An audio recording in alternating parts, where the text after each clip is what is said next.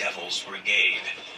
In World War II, the Canadians distinguished themselves not only as dependable infantrymen, but also as skilled commandos in a joint American-Canadian unit called the 1st Special Service Force, better known as the Devil's Brigade, or the Black Devils. The Devil's Brigade was formed in June 1942 and had only accepted individuals into its ranks who were already well acquainted with survival and the outdoors. As a result, former skiers, parachutists, hunters, lumberjacks, trappers, and game wardens made up the majority of its personnel.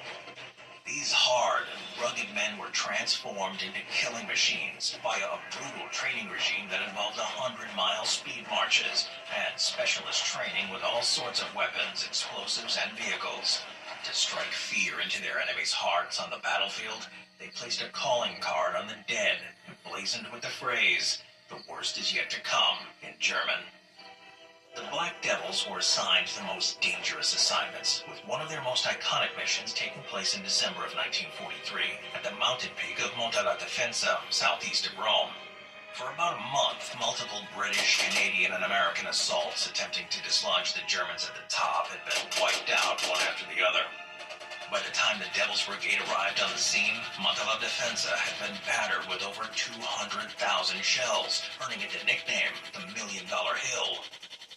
At 1:30 a.m. on December 3rd, carrying 60-pound rucksacks as well as knives, guns, and bayonets, and with charcoal-blackened faces, 600 men of the 1st Special Service Force began climbing up the near-vertical cliff face as fog and swirling snow enveloped the mountain.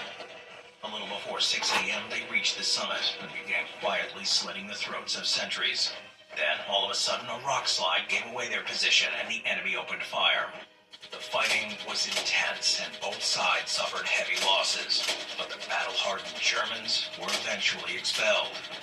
In a mere 2 hours, the month-long standoff had been ended by a force that was 10 times smaller than the combined Allied force that had up until then failed to take Monte la Defensa.